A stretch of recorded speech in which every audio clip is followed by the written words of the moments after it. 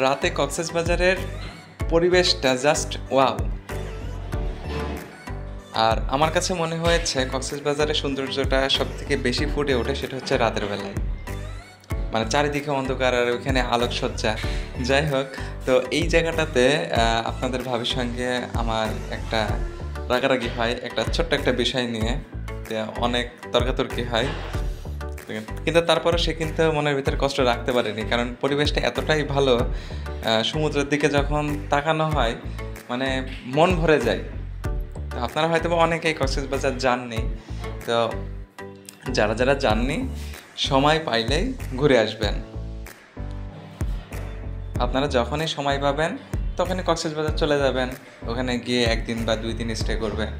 দেখবেন যে আপনার মাইন্ড ফ্রেশ হবে, আপনার মন ভালো থাকবে, মানে সব দুঃখ কষ্ট আপনারা সমুদ্রের পানিতে ঢেলে দিয়ে চলে আসবেন। তো এই হলো রাতের কক্সবাজার। আর কক্সবাজার জায়গাটা এমন একটা জায়গা, এখানে রাত দিন 24 ঘন্টা পর্যটক থাকে, 24টা ঘন্টা।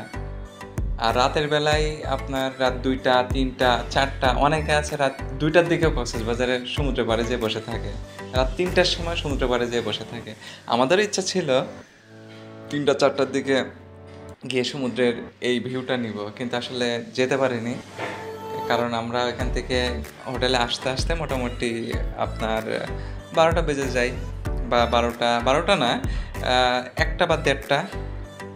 তো তারপরে এসে রেস্ট টেস্ট করে ঘুমাই যেতাম। তবে ইচ্ছা ছিল যে রাত 2টা বা 3টার দিকে একবার আমি আর আপনার ভাবি কক্সবাজারের যে রাতের ভিউটা, মানে একদম মধ্যরাতের পরে আসলে দেখতে কেমন লাগে। তো আমাদের আফসোস আমরা দেখতে পারিনি এটা। তো নেক্সট টাইম যদি আবার কক্সবাজার যাই ট্রাই করব আমরা একদম রাত মানে মধ্যরাতের পরে কেমন লাগে কক্সবাজারের ভিউটা এটা দেখা। আর মোটামুটি 2টা 3টা মানে 1:30 2টা পর্যন্ত মানুষ এখানে থাকেই।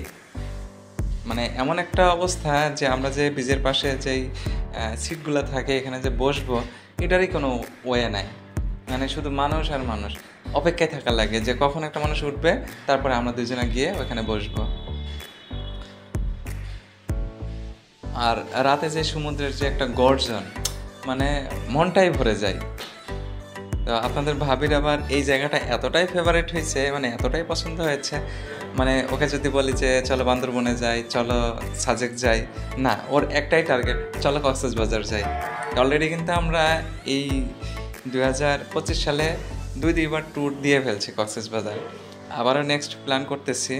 তো ওকে বলছিলাম যে চলো অন্য কোথাও থেকে ঘুরে আসি, না, সে কক্সবাজারই যাবে। তো আবারও হয়তো বা তাকে নিয়ে কক্সবাজার যাওয়া হচ্ছে খুব শীঘ্রই। আর এই তো প্ল্যান নিচ্ছি মোটামুটি জানুয়ারি বা ফেব্রুয়ারির দিকে দুজনে আবার একটা ট্যুর দিয়ে ফেলবো কক্সবাজার।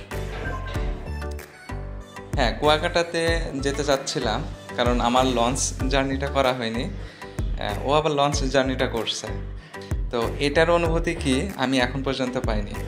তবে কুয়াকাটাতে একদমই গ্রাম্য ভাব, যার কারণে কুয়াকাটাতে ও যেতে চায় না।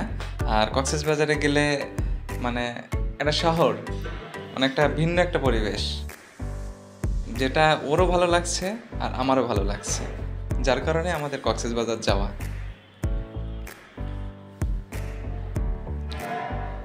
তবে Kuakata I think in the mean time কিন্তু অনেক ডেভেলপ হয়ে যাবে, কারণ আমাদের পদ্মা সেতু হয়ে গেছে। আর এখন তো আগে যে পরিমাণ লঞ্চ যাইতো সেই পরিমাণ লঞ্চ কিন্তু আর এখন যায় না। তো বাসে করে 4-5 ঘন্টা জার্নি করলে কুয়াকাটা পৌঁছানো যায়। তো যার কারণে কুয়াকাটা একটা সময় ডেভেলপ হয়ে যাবে আশা করি। তো ডেভেলপ হইলে তখন আবার কুয়াকাটাতে যাওয়া হবে আমাদের ইনশাল্লাহ। তো আপনারা সবাই ভালো থাকবেন, সুন্দর থাকবেন, সুস্থ থাকবেন। ছোট্ট করে একটা ব্লগ করে ফেললাম মজা করতে করতে। আল্লাহ হাফেজ, টাটা, বাই বাই।